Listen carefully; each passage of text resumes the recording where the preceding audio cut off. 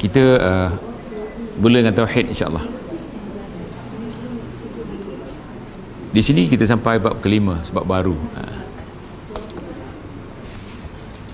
Bismillahirrahmanirrahim. Assalamualaikum warahmatullahi wabarakatuh. Innal hamdalillah nahmaduhu wa nasta'inuhu wa nastaghfiruh.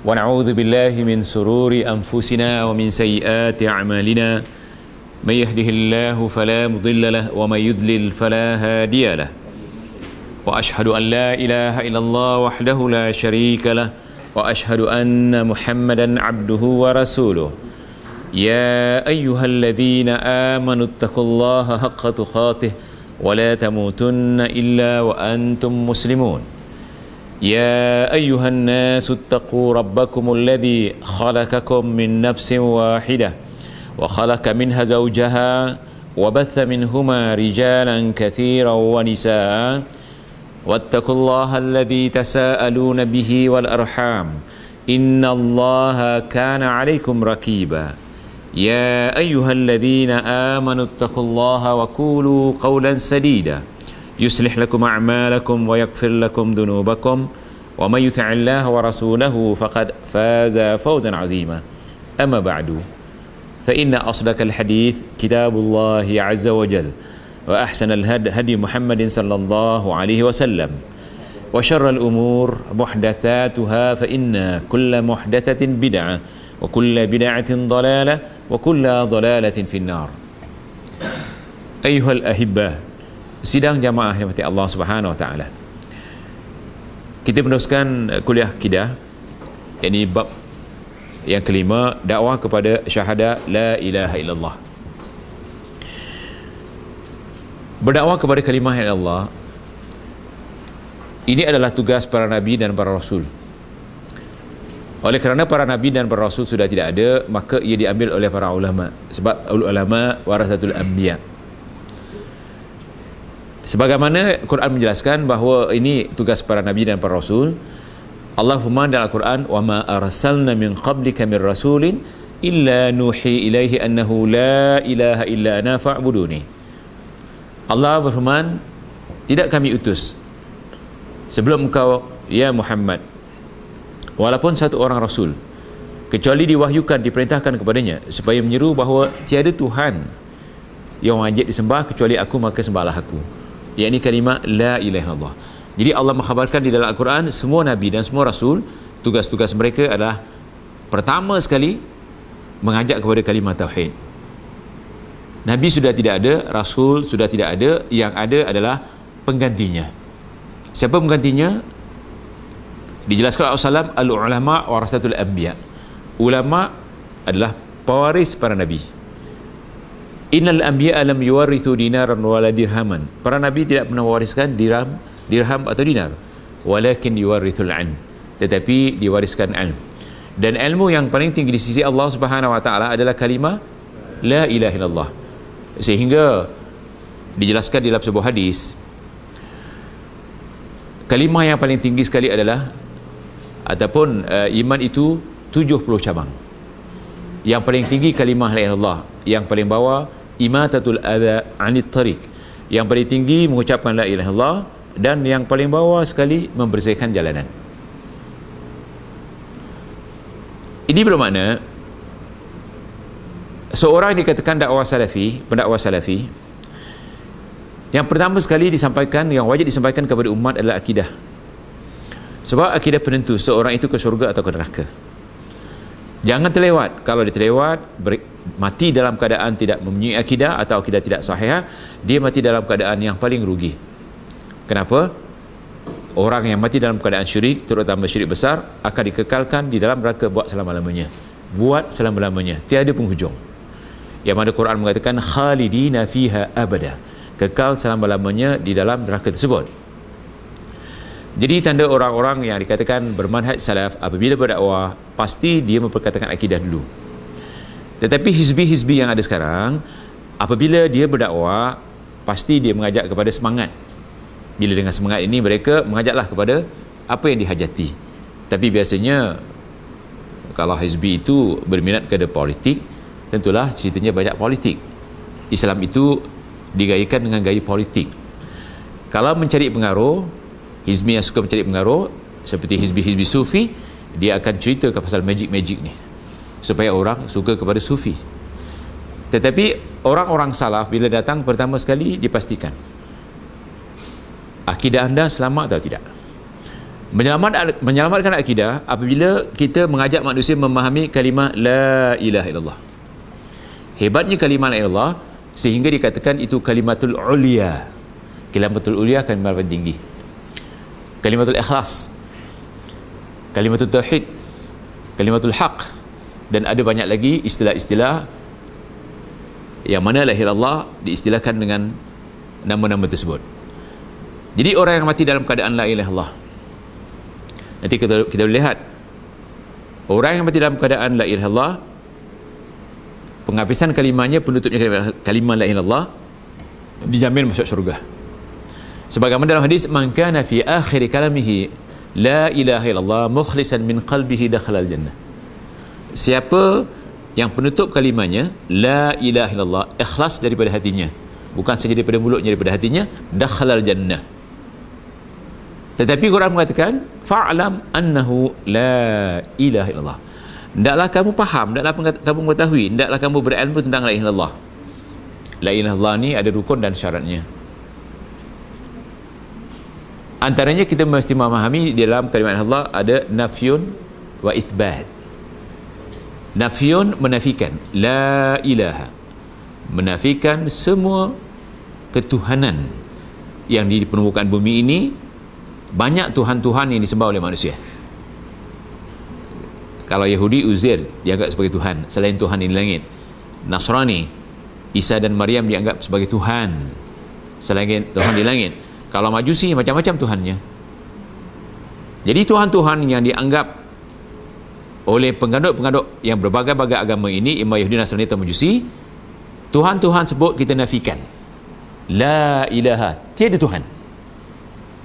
Menafikan semua ketuhanan dan mengisbatkan illallah, mengisbatkan hanya satu Tuhan kecuali Allah.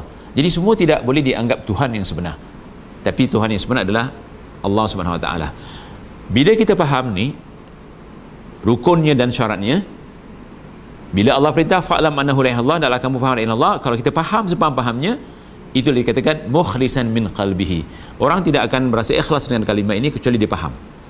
Orang tidak akan merasa ikhlas dengan kalimah ini kecuali dia tahu.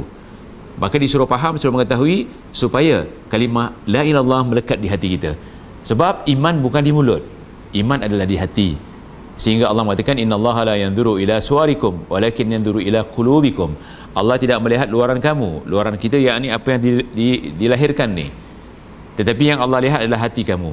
Kerana kata Rasulullah, at-taqwa hahuna, at-taqwa hahuna, at-taqwa hahuna. Takwa, iman di sini, di hati. Yang kita tak nampak apakah iman sebenar atau tak. Jadi di sini berdakwah kepada syahadah la ilaha illallah. Kalau saya katakan tadi ini tugas para nabi dan para rasul, tetapi bila kembalikan kepada apa yang terdapat dalam Al-Quran, Luqman, dia bukan seorang nabi dan seorang rasul, dia seorang hamba yang soleh. Apa kata Luqman? Ya bunayya la tusyrik billah, inna syirik la zulmun azim. Cerita ini diceritakan di dalam Al-Quran kerana cerita hebat. Tidak akan diceritakan di dalam Al-Quran kecuali cerita itu hebat. Bermakna kehebatan seorang yang dikatakan ketua keluarga pertama bila mengajak kepada akidah sahihah, siapa di bawahnya? Kalau Nabi itu diperintahkan kepada umatnya. Kalau Nabi diperintahkan kepada umatnya. Di rumah kita yang diperintahkan kepada mengajak kepada tauhid adalah mak atau bapa. Quran mengatakan ar-rijalu qawwamuna 'alan nisa. Laki-laki adalah bertanggungjawab atas an-nisa, ini perempuan. Perempuan artinya rumah tangga, dimasukkan di sini. Madrasatul ula, ibu tu di madrasah yang pertama. Jadi pendidikan pertama yang kita wajib sampaikan kepada anak-anak kita adalah akidah. Akidah. Saya katakan Nabi ditugaskan menyampaikan akidah. Nabi sudah wafat, ulama. Setiap ulama pertama sekali mesti menyampaikan kepada umat Nabi Muhammad SAW ni adalah akidah. Setiap ketua rumah tangga, Ku anfusakum wa ahlikum nara. Selamatkan diri kamu dan keluarga kamu daripada neraka. Bagaimana cara selamatkannya? Pertama sekali dengan akidah. Sebab apa saya katakan dengan akidah? Kalau orang tu hebat ibadahnya, tetapi kalau sudah menyeleweng akidahnya, dia tetap ke neraka. Dan semua ibadah-ibadah yang dilakukan oleh orang yang sudah rosak akidahnya, yakni syirik, itu dibatalkan. Kita dah baca banyak kali kan? Walaqad uhiya ilaika wa ilal ladina min qablika la in asyrakta la yahbatanna amaluka wa la takunanna minal khasirin.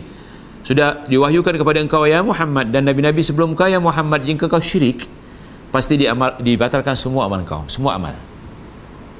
Walaupun sebesar zarah. Bahayanya syirik. Apakah penebus kesyirikan? Kalimah la ilaha illallah. Penebus kesyirikan adalah kalimah la ilaha illallah. Sebab syirik kerana menganggap ada Tuhan selain Allah SWT, yakni menduakan ketuhanan. Jadi bila kita katakan la ilaha illallah, kita menafikan semua Tuhan-Tuhan yang ada dan kita hanya mengisbatkan hanya satu Tuhan, yakni Allah Subhanahu Wa Taala. Di dalam bab 5 dakwah kepada syahadah la ilaha illallah, Syekh Muhammad At-Tamimi memulakan dengan firman Allah dalam surah Yusuf 108, Qul hadhihi sabili ad'u ila Allah ala basiratin ana wa man ittaba'ani wa subhanallahi wa ma ana minal musyrikin. Katakanlah, inilah jalan agamaku. Aku dan orang-orang yang mengikutiku mengajak kamu kepada Allah dengan hujah yang nyata. Maha suci Allah dan aku tiada termasuk orang-orang yang musyrik. Cuba lihat ayat ni. Katakanlah atau serukanlah, inilah jalan agamaku, yakni agama Islam. Sebab inna dina indallahil Islam, agama di sisi Allah adalah agama Islam. Aku dan orang-orang yang mengikutku, aku dan orang-orang yang mengikutku. Siapa orang-orang? Yakni orang-orang yang beriman, yang mengikut jalannya Nabi Muhammad SAW. Apa yang didahulukan? Mengajak kamu kepada Allah, yakni mengajak kamu kepada tauhid, mentauhidkan Allah dengan hujah yang nyata, dengan hujah yang nyata dengan Quran dan hadis. Sebab Quran dan hadis adalah hujah nyata. Ayat ini menunjukkan tugas pertama kita yang menganggap sebagai umat Nabi Muhammad, pertama sekali yang diwajibkan kepada kita berdakwah. Dakwah yang pertama sekali kita ajak manusia kepada tauhid. Fahami ayat ni. Katakanlah, inilah jalan agamaku. Jalan orang beragama, yakni agama Nabi Muhammad. Aku, yakni kata Nabi Muhammad, aku dan orang-orang yang mengikutku. Siapa yang mengikut Nabi Muhammad kita?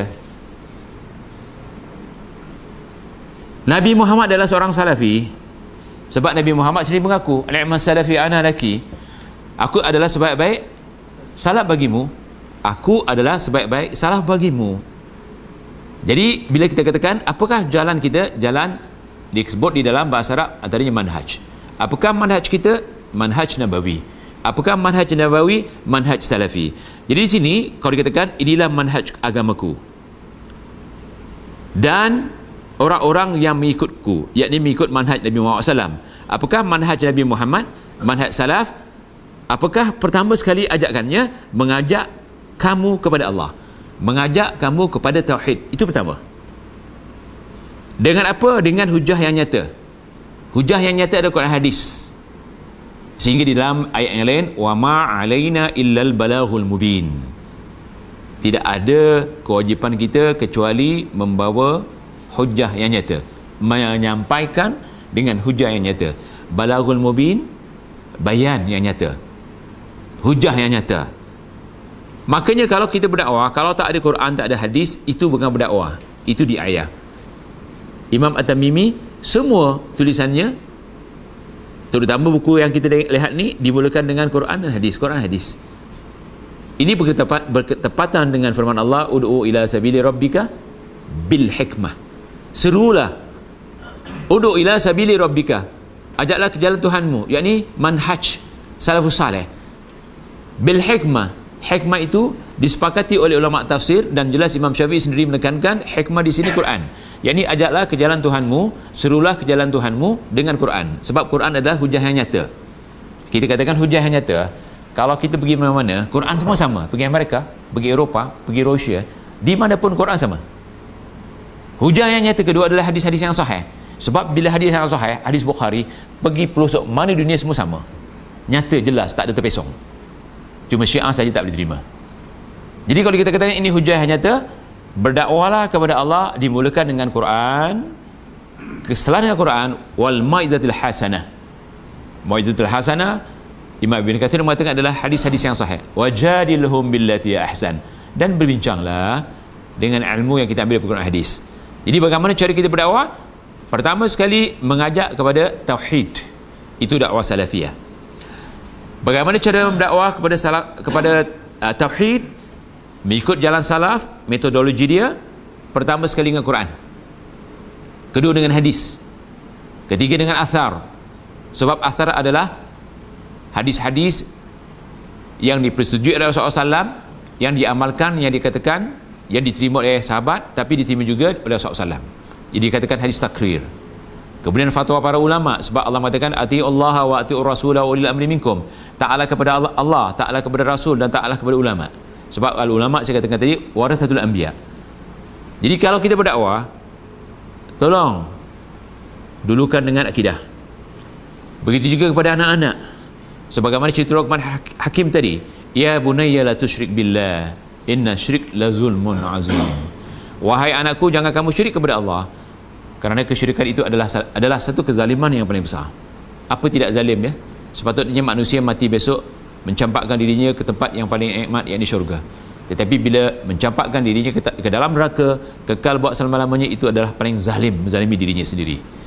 Jadi pintu syurga dibuka luas kepada orang yang mentauhidkan Allah. Syurga diharamkan bagi orang yang melakukan kesyirikan. Jadi di sini saya baca lagi makna ayat ni. Katakanlah, inilah jalan agamaku, yakni agama Islam. Aku dan orang-orang yang mengikutku. Kalau ikutku, bagaimana ikut Nabi Muhammad? Apakah dakwah utama Nabi Muhammad? Mengajak kamu kepada Allah, yakni mengajak kepada tauhid dengan hujah yang nyata. Pastikan mengajak kepada tauhid dengan hujah yang nyata, Quran hadis. Kerana di luar sana banyak orang yang mengajak kepada tauhid, tetapi bukan pakai hujah yang nyata, pakai akal-akalan, sehingga timbul yang dikatakan akidah sifat 20. Akidah sifat 20 hasilnya menyesatkan manusia, kerana diambil, dinukil daripada akal-akalan. Yang dikatakan falsafah. Falsafah siapa? Mu'tazilah. Jadi jangan pakai falsafah, pakai Quran, pakai hadis, sehingga lihat kenyataan yang paling nyata. Kalau ditanya kepada orang yang belajar agama ini melalui petunjuk falsafah, di mana Allah, dia akan dikatakan fi kulli makan atau biduni makan.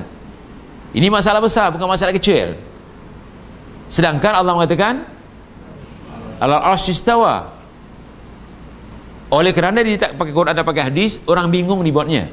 Tetapi kalau pakai Quran hadis, nyata jelas. Ainallah, ditanyakan kepada seorang muslimah yang tak ada pelajaran, kerjanya menggembala kambing, hamba lagi. Bila ditanya Rasulullah SAW, Ainallah, ditunjuk ke langit, fis sama. Hadis ini hadis Muslim. Kata Rasulullah, sadaqti, engkau benar. Dipanggil tuannya, bebaskan dia kerana dia seorang mukminah. Dia iktiraf oleh Rasulullah SAW sebagai seorang mukminah kerana dia mengatakan Allah fis sama.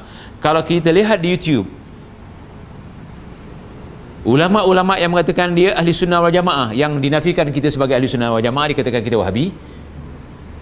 Dia mengatakan akidah yang sahihah adalah akidah Asy'ariyah, yang dimulakan dengan wujud kidam sifat 20. Dan dia mengkafirkan kita kerana kita katakan melalui Quran hadis, pakai hujah Quran hadis, hujah nyata, kita katakan Allah bersemayam di atas arasnya. Tapi mereka mengatakan apa dia? Tak logik, tak boleh diterima oleh akal kalau Allah itu bersemayam di atas arasnya. Kerana Allah itu khalik. Allah tak perlukan makhluk. Aras itu makhluk. Dan dia bertanya, sebelum aras dicipta, Allah di mana? Sedangkan kita tidak disuruh bertanya seperti itu. Dan katanya kalau Allah bersemayam di atas arasnya, semayam diterjemahkan oleh mereka duduk, bermakna Allah ada ponggong, kata mereka. Bila kita cerita pasal ponggong ni? Tapi dihentamnya anda, dituduh anda mengatakan Allah ada ponggong. Dia mengatakan kalau Allah bersama di atas arahnya sama seperti duduk atas kursi. Kursi itu makhluk, bermakna Allah katanya ada jisim. Mereka menafikan Allah ada jisim. Allah katanya tak ada jisim, tak ada badan. Istilah orang kita, tak ada tangan, tak ada kaki dan sebagainya, tak ada badan. Katanya mustahil Allah ada badan. Kalau ada badan itu makhluk. Allah tidak seperti manusia, tak seperti makhluk, maka tak ada badan. Siapa mengatakan Allah ada badan, seperti mengakui ada muka, ada tangan, ada kaki, duduk di atas aras, mereka tuduh kita ini sebagai mujassimah. Yakni ada badan. Badan dalam bahasa Arab jisim. Mujassimah, maka dikafirkannya kita langsung. Sedangkan kita berdakwah pakai Quran dan hadis. Disuruh ala sabilatin atau ala basiratin. Basiratin adalah Quran hadis. Lihat, katakanlah inilah jalanku, yakni jalan agamaku, dan aku orang-orang yang mengikutku. Siapa yang mengikutnya? Kita mengikut siapa? Mengikut Nabi Muhammad. Mengajak kamu kepada Allah, mengajak kamu kepada tauhid dengan hujah yang nyata. Disebut di sini ala basiratin. Ala basiratin, sepakat ulama pakai Quran dan hadis. Sebab basiratin Quran hadis. Sebab basiratin semua orang dah tengok. Quran ratusan ribu manusia hafal. Ini namanya basirah. Matanya dah nampak, dihafal lagi. Quran disuruh kita baca. Berapa juta manusia, berapa bilion manusia sudah melihat Al-Quran. Bila dilihat oleh sekian juta manusia, dikatakan itu basirah. Sebab basir, melihat. Quran sudah dilihat oleh sekian banyak manusia, dan Quran diakui sebagai kitab yang mulia, kitab yang daripada Allah, tidak ada perubahan. Sebab Allah menjanjikan, inna nahnu nazzalna zikra wa inna lahu lahafizun, akulah yang menurunkan zikir dan aku menjaga, dan inilah basirah. Disuruh kita berdakwah pakai basirah. Tahu sekarang basirah Quran dan hadis, tapi orang sekarang pakai akal. Kalau Quran mengatakan ma mana'aka an tasjuda lima khalaqtu bi yadayya, wahai iblis, kenapa engkau tidak mau sujud kepada Adam yang aku jadikan dengan dua tanganku? Itu basirah. Allah punya tangan, tapi dinafikan oleh mereka. Kenapa? Akalnya didulukan. Katanya mustahil Allah punya tangan. Kalau punya tangan seperti makhluk, bermakna Allah punya jisim. Allah mustahil punya jisim. Siapa mengatakan Allah punya tangan, punya jisim, itu mujassimah. Nah, dikafirnya kita. Di YouTube cuba lihat, mereka mengkafirkan kita terang-terang. Jadi kalau dipahami ayat dalam surah Yusuf 108, kita disuruh ikut jejak Nabi. Bila ikut jejak Nabi, dakwah pertama kepada jalan Allah. Bila berdakwah kepada jalan Allah, mestilah ada hujah. Hujahnya Quran hadis. Kenapa? Supaya manusia jangan melakukan kesyirikan. Ajak mengikut jalan Rasulullah SAW, cara dakwah Rasulullah SAW, yakni manhaj salaf, kepada apa? Kepada tauhid. Dengan apa? Membuktikan itu tauhid dengan Quran hadis. Supaya supaya jangan mati dalam keadaan syirik. Sebagaimana di hujung ayat ni, dan aku tiada termasuk orang-orang yang musyrikin, yakni tak masuk orang-orang yang mati dalam keadaan syirik. Kemudian Ibnu Abbas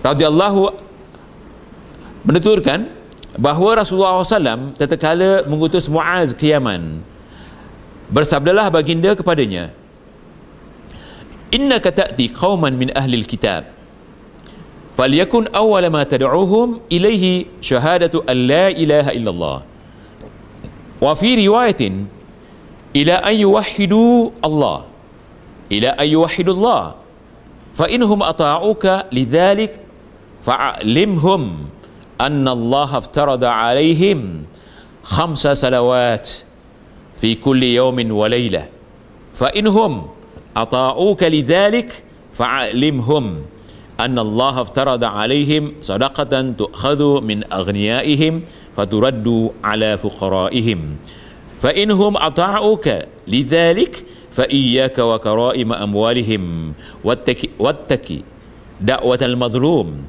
fa innahu laysa bainaha wa bainallahi hijab, rawahul Bukhari wa Muslim. Dalam hadis ini dijelaskan yang maknanya sungguh kamu akan mendatangi kaum ahli kitab, yakni Muaz yang dihantar ke Yaman akan mendatangi dua orang Yahudi dan orang Nasrani, kerana kita tahu markasnya Yahudi pada masa itu di Yaman. Lihat, supaya dia dapat datang ke Madinah untuk menguasai Madinah, itu asalnya, ya. Ceritanya panjang, tapi kita beri tumpuan kepada ini dulu. Apabila dikatakan engkau akan mendatangi ahli kitab, maka hendaklah pertama kali dakwah yang kamu sampaikan kepada mereka ialah syahadah la ilaha illallah. Yang lain itu pertama. Kata Rasulullah, maka hendaklah pertama kali, yang awal-awal, yang terawal, dakwah yang kamu sampaikan kepada mereka ialah syahadah la ilaha illallah. Bukan fikir, bukan sembahyang, bukan puasa, bukan itu. Sebab zalim kita kalau walaupun manusia itu bagus fikirnya, bagus sembahyangnya, bagus puasanya, bagus zakatnya, kalau akidahnya syirik, amalan itu akan dibatalkan. Batal habis. Jadi betulkan akidahnya dulu. Di dalam riwayat lain disebutkan supaya mereka mentauhidkan Allah. Pertama, supaya mentauhidkan Allah, itu tugas pertama. Duta Rasulullah SAW ke Yaman yang pertama, apa tugasnya? Mengajak mentauhidkan Allah. Sebab kalau mati dalam keadaan syirik, sebab ahli kitab tahu Nabi yang diutus kepada mereka, pertama mengajak kepada tauhid. Tapi mereka tidak mau mentauhidkan Allah, Nabi-Nabi dibunuh. Apa dalilnya? Bukankah awal-awal saya baca tadi, wa ma arsalna min qablika min rasulin illa nuhi ilaihi annahu la ilaha illallah. Allah mengatakan, tidak pernah aku utus ya Muhammad, walaupun seorang rasul sebelum kau, kecuali diwahyukan supaya menyeru bahawa tiada Tuhan yang wajib disembah kecuali aku. Semua Nabi, semua Rasul. Bukankah Nabi Isa Nabi? Bukankah Nabi Musa Nabi yang diutus kepada Yahudi dan Nasrani? Itu Nabi. Ngajak kepada apa? Kepada Tauhid. Tetapi oleh kerana mereka melakukan kesyirikan dan suka melakukan kesyirikan, Nabi-Nabi dibunuh. Dan supaya dihidupkan semula dakwah para Nabi dan para Rasul, Muaz bin Jamal diutus ke Yaman supaya menghidupkan semula dakwah para Nabi dan para Rasul. Pertama apa dia? Tauhid. Jika mereka telah mematuhi apa yang kamu dakwakan itu, ya, kalau sudah patuh, ya, di tauhidnya sudah selamat, maka sampaikanlah kepada mereka bahawa Allah mewajibkan kepada mereka solat 5 waktu sehari semalam. 5 waktu. Kenapa solat diwajibkan? Di dalam hadis yang sahih, awwalu ma yuhasabul abdu yaumal qiyamati as-salah wa in salahat salaha amalahu kullu wa in fasadat fasada amalahu kullu. Yang pertama yang dihitung oleh Allah pada seseorang adalah solatnya setelah akidahnya. Solatnya setelah akidahnya. Kalau solat itu diterima, diterima semua amal. Kalau solat itu tidak diterima, semua amal habis ditolak. Jadi yang kedua, Pak Mail, sampaikan kepada umat solat. Makanya Quran mengatakan wa'mur ahlaka bis-salati wastabir 'alaiha. Perintahlah keluarga kamu supaya mendirikan solat dan bersabarlah dalam menjuruhnya. Tadi Luqman. Ya, solat yang betul, jangan solat asal jadi. Solat yang betul. Tadi Luqman menyuruh anaknya apa dia? Jangan bawa syirik. Besarnya kalimah tauhid ni. Yang kedua, besarnya solat. Ya kan? Kita dah bincang wa innaha lakabiratun. Allah mengatakan solat itu adalah persoalan besar. Setelah solatnya sempurna, jika mereka telah mematuhi apa yang kamu sampaikan itu, yakni akidah dan solat, akidah dulu kemudian solat, lihat ada disiplinnya. Pertama akidah, kedua solat, maka sampaikan kepada mereka bahawa Allah mewajibkan kepada mereka zakat yang diambil dari orang-orang kaya di antara mereka untuk diberikan kepada orang-orang fakir. Bermakna hubungan kita pertama dengan Allah, kedua antara manusia dengan manusia. Pertama hubungan kita dengan Allah sebab kita wajib menyembah dia. Kedua hubungan antara manusia dengan manusia. Manusia yang paling baik, yang paling mudah dihubungkan adalah dengan duit. Jadi bantu mereka dengan harta, dengan duit. Dan jika mereka telah mematuhi apa yang kamu sampaikan itu, maka jauhkanlah diri kamu, ya, dari harta pilihan mereka, dan jagalah dirimu dari doa orang yang mazlum, yakni teraniaya, kerana sesungguhnya tiada suatu tabir penghalang pun antara doanya dengan Allah. Artinya kalau kita menzalimi seseorang, kalau dia berdoa, Allah makbulkan doanya. Hatta orang kafir kalau kita zalimi. Sebab di sini umum. Katakan kita pakai kuli saya pernah ceritakan atau tidak, tak apa, ni masuk YouTube, masuklah, ini cerita benar. Setelah saya ditangkap di Johor kerana mengajar tanpa tauliah, dimasukkan dalam lokap. Apa ceritanya? Ada seorang tu dikatakan bekerja dengan seorang ikan, tak pernah dikasih gaji. Kontrak 2 tahun tu tak pernah kasih gaji. Kasihlah duit, makan, minum, belanja. Bila habis dia punya visa, disuruh kerja tepi jalan, diteleponnya tak tahulah immigration ke polis, maka ditangkap. Bila ditangkap dia tak jamin. Dah lah duit habis. Dulu jual entah apa di Indonesia. Sebelum balik masuk penjara. Masa saya dah dalam penjara, saya tanya berapa hari anda dalam lokap, bukan penjara lokap, dia katakan dah seminggu. Apa kata dia? Saya siang malam ustaz berdoa supaya dilungkup. Pasal apa? Gaji tidak ada. Penghabisan dimasukkan dalam penjara atau lokap, mana dia tak berdoa? Dia sembahyang subuh, lepas sembahyang subuh dia cakap, ustaz boleh tak saya doakan dia supaya dilungkup selungkup-lungkupnya? Orang Melayu Syekh. Itu sebab saya tak tahulah kenapa banyak orang Melayu bankrupt.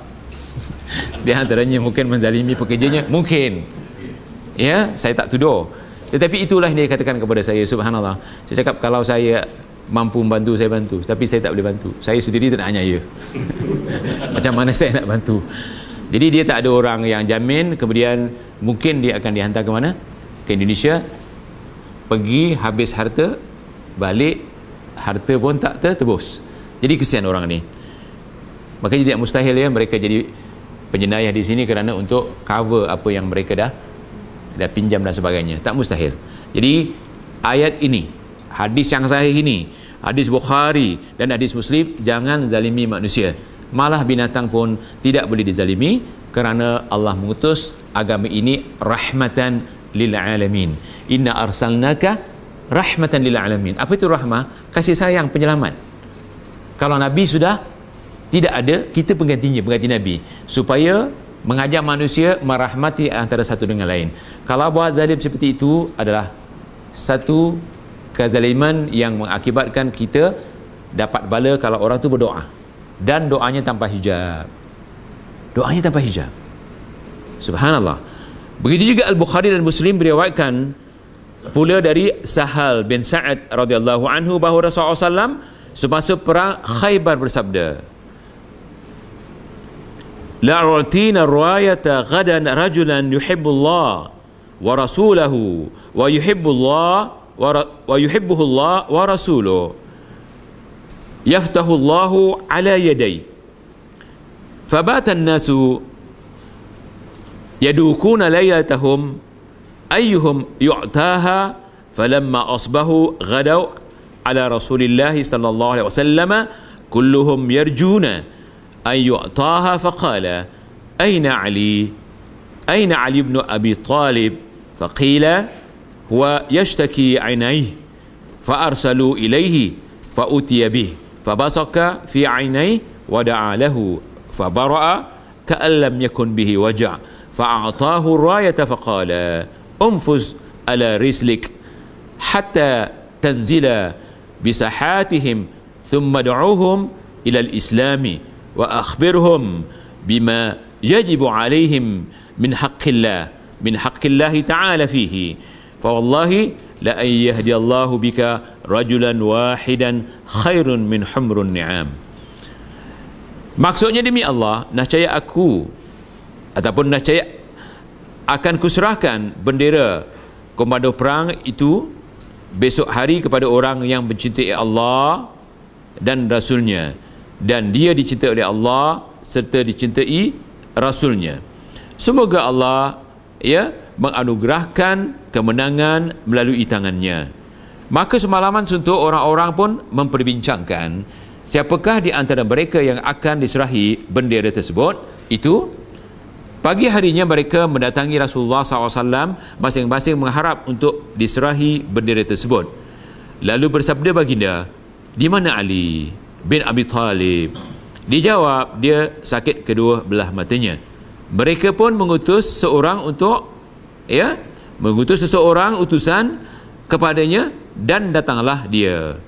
Lantas Nabi meludah pada kedua belah matanya dan berdoa untuknya. Seketika itu dia sembuh, seakan-akan tidak pernah terkena penyakit. Yang ini kita jangan ikut. Ini khususnya Nabi. Nanti ada orang buka klinik obat mata, mengobati mata, orang yang apa diludah. Jangan.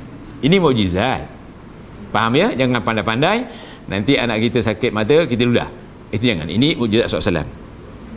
Sebab apa? Diludah terus sembuh, macam tak pernah kena sakit. Sedangkan tidak ada obat yang seperti itu. Ada? Kasih saja terus sembuh? Tak ada. Dia makan masa. Tapi ini kena mukjizat terus sembuh. Lalu Rasulullah SAW menyerahkan kepadanya bendera dan bersabda, "Melangkahlah ke hadapan dengan tenang sampai kamu tiba di tempat mereka. Kemudian ajaklah mereka kepada apa? Kepada Islam, kepada Tauhid. Jangan perang dulu." Sehingga surat Rasulullah SAW kepada Malikul Najash, Malikul Kipti dan semua ketua-ketua negara yang belum Islam, dalam suratnya Bismillahirrahmanirrahim. Maka tulis surat kepada orang kafir boleh taruh bismillah, sebab surat itu ada bismillah. Min Muhammadin ila Malikun Najash aslim taslim. Daripada Nabi Muhammad daripada Muhammad kepada Raja Najash, masuk Islam selamat. Iaitu tauhidlah engkau. Kalau engkau tauhid selamat. Jadi surat isinya pertama sekali kepada Islam, kepada tauhid. Dan perangnya, ahli sebagai ketua perang tidak boleh dibunuh dulu, ajak kepada Islam dulu. Kalau dia masuk Islam jangan dibunuh. Kalau dia tak masuk Islam, ayo perang, pilih. Kalau tak mau masuk Islam, bayar jizyah. Kalau dah bayar jizyah, negara itu akan dijaga oleh negeri Islam. Kalau negara itu diserang oleh orang kafir ataupun orang yang dikatakan musuh bagi negara itu, maka negara Islam akan melindunginya. Itu sebab disuruh bayar jizyah. Kalau tak mau bayar jizyah, baru perang. Jadi pilihan pertama adalah mengajak kepada tauhid. Sebagaimana dijelaskan sini, melangkahlah ke depan dengan tenang sampai kamu tiba di tempat mereka. Kemudian ajaklah mereka kepada Islam dan sampaikanlah kepada mereka hak Allah Subhanahu wa ta'ala dalam Islam yang wajib mereka laksanakan. Apa dia? Pertama, syahadah. Kedua, sembahyang. Ketiga, zakat. Dan seterusnya. Demi Allah, bila Allah memberi petunjuk satu orang lewat dirimu, benar-benarlah hal itu lebih baik, yakni berharga bagimu daripada unta yang merah. Artinya, kalau kita dapat menjadikan seseorang itu beriman, lebih baik daripada unta yang merah. Kiasannya adalah harta dunia. Pada masa itu orang yang punya unta yang merah sama seperti sekarang orang yang pakai kenderaan yang mahal, yang paling mahal.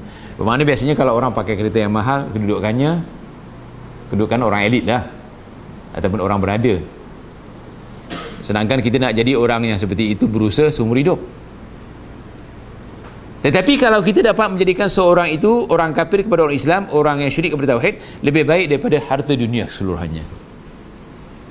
Jadi apakah kebaikannya? Memberi orang tauhid, bukan memberi orang negara, bukan memberi orang kedudukan, bukan memberi orang itu dan ini, tapi beri tauhid dulu. Sebab tauhid penyelamat di dunia, yang menyelamatkan semua amalannya, dan di akhirat menyelamatkan dia daripada terjerumus ke neraka. Jadi dakwah kita ya, muslimin dan muslimah yang dirahmati Allah SWT, ajaklah kepada tauhid dulu. Dan Quran keseluruhannya tauhid, daripada Alhamdulillahirabbil alamin sampai yang penghabis apa dia? Qul a'udzu birabbin nas. Isinya tauhid. Lihat, isinya semua tauhid. Jadi kalau kita kembali kepada manhaj salafiyah, manhaj nabawiyah, pertama dakwah kita hendaklah betulkan akidah dan terus dibetulkan akidah, kerana manusia terbuka, mudah terbuka kepada melakukan kesyirikan, betul kan? Syirik ada di mana-mana, mudah jadi syirik. Kadang-kadang duduk dalam rumah pun boleh jadi syirik. Duduk dalam rumah diam-diam boleh jadi syirik ni. Apa dia? Mudah saja. Saya sering tanya, ini yang kebiasaannya, muslimah di belakang. Kepercayaan orang kita, kalau Ada rama-rama, orang sini panggil apa, kupu-kupu. Masuk dalam rumah. Pak Mail, apa tandanya? Ada orang datang. Tengok perawinya semua jadi perawi ni. Masyhur, mutawatir, semua mengaku seperti itu. Itu kan syirik. Itu syirik. Sebab tak secara langsung atau jadi tukang ramal tau. Tak secara langsung jadi tukang ramal. Sedangkan tukang ramal itu kerja tukang sihir. Allah mengatakan fala takfur, jangan jadi tukang ramal, antara jadi tukang ramal jadi kapi. Sebab ramalan itu tidak betul. Nujum, paranormal. Kalau tak ada dalilnya jangan katakan. Ya, kupu-kupu bila di luar muka dikacau, bila dia terbangun dia cari tempat yang terang. Rumah kita terang, mestilah dia masuk. Ya kan? Ada satu lagi namanya belalang pelesit. Pernah dengar belalang pelesit? Kalau orang-orang di kampung belalang tu masuk, apa dikejar? Diambil penyapu dulu. Ditanya habis-habis. Ini bukan pelesit, nama saja belalang pelesit. Jadi kalau anda percaya bahawa itu bawa pelesit, syirik anda. Lihat kat rumah boleh jadi syirik. Dan banyak lagi contoh-contohnya. Bagaimana kita menyelamatkan diri kita daripada kesyirikan? Sentiasalah berdakwah kepada tauhid. Dan sentiasalah belajar tauhid akidah. Sebab tauhid adalah syirik. Percaya tak apa kata Iblis kepada Allah? La aghwiyannahum ajma'in. Dia bersumpah depan Allah akan disesatkan semua Bani Adam. Semua, tak ada kecuali. Hatta Nabi dan Rasul dia cuba sesatkan. Kalau Nabi yang pertama disesatkan adalah Nabi Adam, tetapi Allah pelihara dia. Akhirnya dia bertobat. Betul kan? Baca cerita tobat Nabi Adam AS. Kalau Nabi dapat digoda oleh Iblis melalui isterinya, siapa kita? Jadi untuk menyelamatkan diri kita daripada kesyirikan, Rasulullah SAW sudah berpesan, taraktu fikum amraini ma in tamassaktum bihima falam tadillu abada, kitab Allah wa sunnat rasulih. Kata Nabi, aku tinggalkan kepada kamu, yakni orang beriman kita semua, dua sahaja, tak banyak.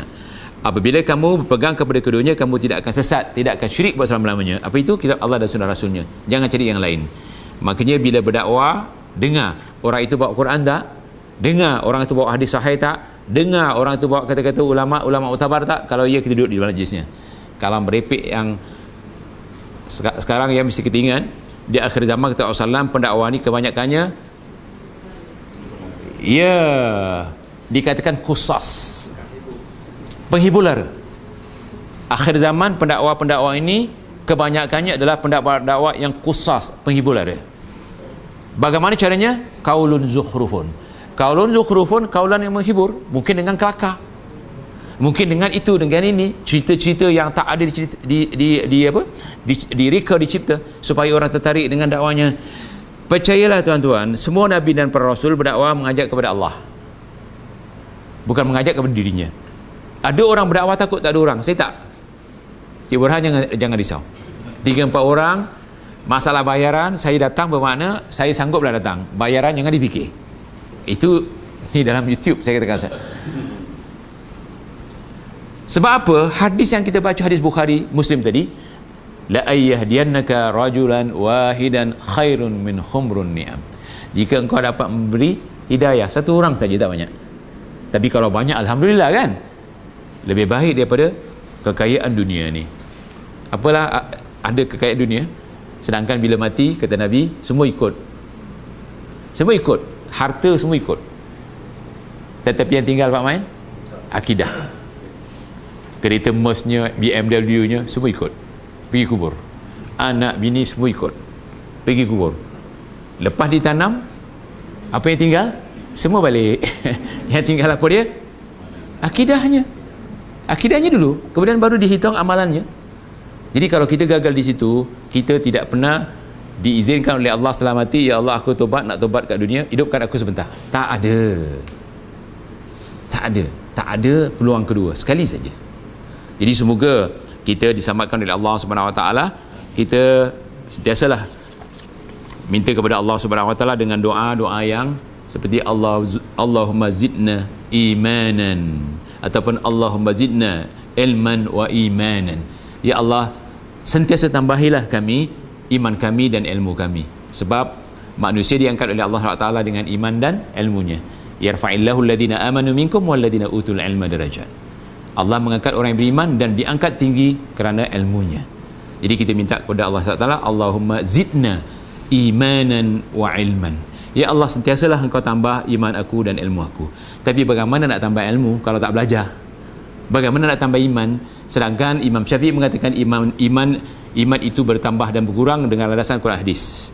Bertambahnya dengan ilmu dan amal, berkurangnya dengan maksiat dan kejahilan. Maksiat akan dilakukan, mudah dilakukan oleh orang yang jahil. Tetapi orang yang beriman dan berilmu, innama yakhshallah min ibadihil ulama. Yang takut kepada Allah adalah orang yang diberi ilmu. Jadi takutlah kepada Allah dengan sentiasa mendatangi majlis ilmu seperti ini. Saya rasa itu yang boleh saya sampaikan. Adapun kandungan bab ini sudah disentuh dalam itu saja yang saya boleh sampaikan. Saya akhiri, terima kasih kepada semua yang ada ni. Aqulu qauli hadza astaghfirullah li wa lakum wa sallallahu ala Muhammadin wa ala alihi wa sahbihi wasallam. Subhanakallahumma wa bihamdika asyhadu an la ilaha illa anta astaghfiruka wa atubu ilaik. Wallahu a'lam. Wassalamualaikum warahmatullahi wabarakatuh. Video ni jangan dipilih yang jujurlah ya. Jujurlah sebab saya tengok ada kat YouTube, syukran. Diedit seolah-olah saya nak digaduhkan dengan orang itu orang ni. Tak eloklah, ya kan?